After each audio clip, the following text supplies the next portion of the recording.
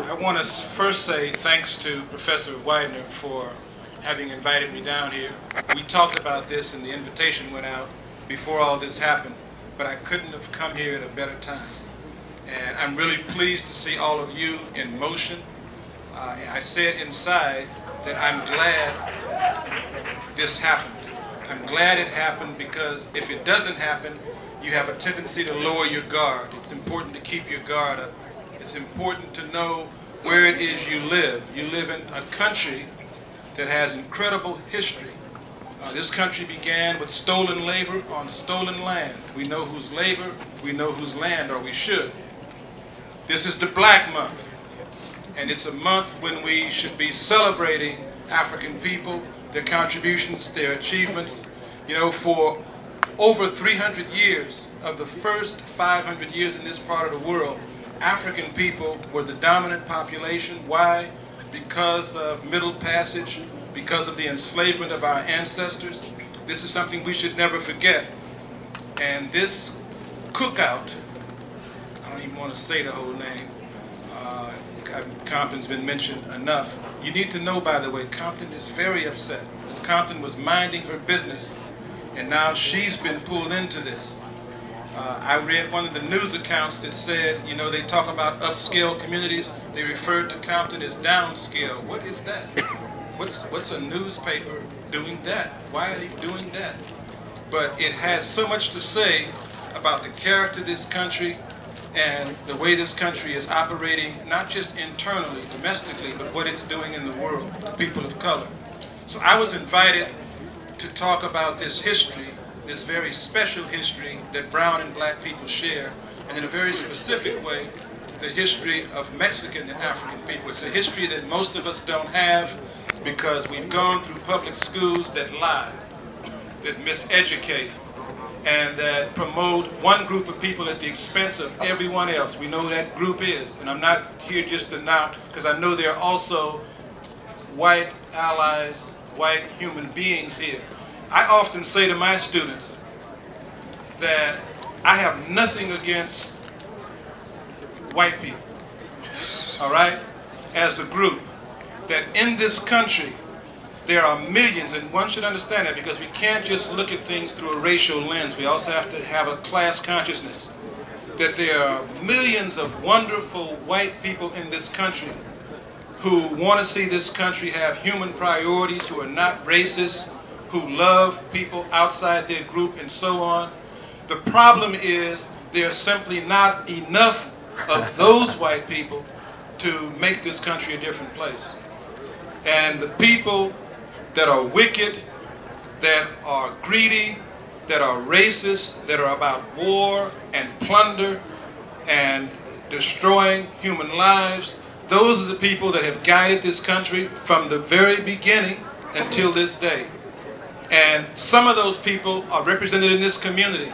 And that's why what they did the other day was good, because it lets you know that they're here, that they're on the set, and you need to raise your guard, you need to keep your guard, you need to remain vigilant.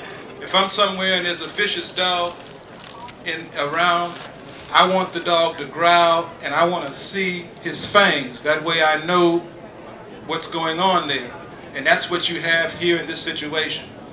But as I said, I've come to talk about some of this history that we share.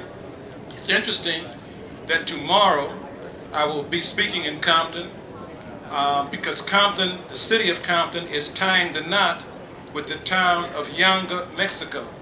Yanga is someone very special in the history of Mexico because for 38 years he fought the Spanish in eastern Mexico. This was a full 200 years before the independence struggle would even begin. He fought the Spaniards all over eastern Mexico. He defeated them. He raided their supply trains, their haciendas, and he got away with it. And he organized a town that was run completely by runaways, and the Spaniards were forced to work out an accord with him where they would cease their attacks and their attempts to try to destroy the town. So that is why, and so Compton is linking up with Yanga, which is it's so significant that there's so many brown students here today. Compton is linking up because Compton is a city now that has probably 60–65% brown people. All right, not very long ago it was something more like 50-50. But the city leadership principally is black. And so it is so important that Compton is reaching out to Yanga, Mexico, and that we're going to be doing this event there tomorrow. Yanga is a town that for a long time was called San Lorenzo de los Negros.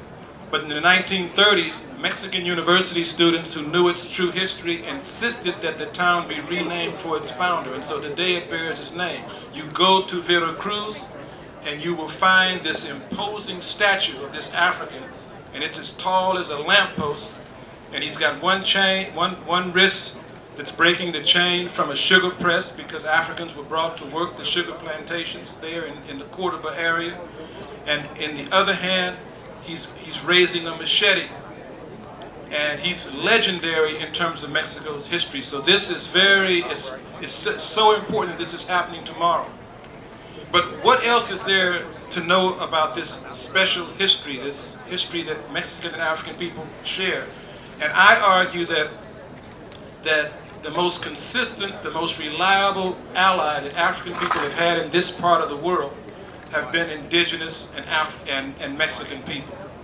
And you should understand that, and you should come to know this history. Not very long ago, there was February 14th, and you go in most schools in this country and you ask students, especially you ask black and brown students, what's the significance of February 14th? You know what they say. They say Valentine's Day. They're writing little love notes and passing candy around. But February 14th, 1831 is when Vicente Ramon Guerrero was executed. He was Mexico's second president, and he was somebody that outlawed slavery in all of the Mexican Republic in 1829. And if we remember him on that day, and we remember his legacy, his contributions to Mexican people, and to the ending slavery, and also working to bring about literacy for all of Mexico's people, then it would help bring brown and black people that much closer together. It would help strengthen the unity that you are already displaying here on this campus today. And so it's important that we do that. It's important to know that during the struggle for Mexico's independence, that black people played a pivotal role. That after Father Hidalgo called on Mexico's people in 1810 to rise up and overthrow Spanish rule, that black people in large numbers in Mexico responded to his call, because Father Hidalgo said that they would end the caste system as well as throw out the Spanish. And this was something that was music to the ears of black people. After Father Hidalgo fell on the battlefield about 9 months into the war, the leadership of the main Mexican army was undertaken by Jose Morelos, who was a progressive priest. He was of African ancestry, and for the next 5 years he led the main Mexican forces. And most of the battles during the 11-year war for independence in Mexico were fought in areas known as the Tierra Caliente, or the hot lowlands, on the southern Pacific coast and on the Gulf side of Mexico.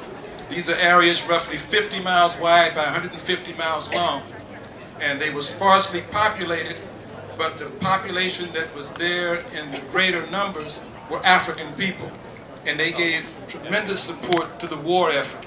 In fact, on the Veracruz side, it was reported that for a 5-year period, the Spaniards could not get a single runner from their ships that were docked in Veracruz to Mexico City, because black support for the war effort was so solid that they could not get through. There were people that fought in the independence struggle. I think about Captain Jose Carranza, Jose Andres Carranza. He was a black captain. He was one of the blackest of the black. And he became a hate object for the Spanish side, because when the Spaniards were about to fight the Mexican forces there, he would run to the front of the Mexican lines. He would shout insults at the Spaniards. He'd call them names. He'd talk about their mamas. They would shoot at him. He would dodge the bullets and run to the rear of the Mexican lines, and then the battle would get underway. So when the Spanish forces would see Carranza, they would get this sense of dread. They say, oh, there he is again, and we're liable to lose.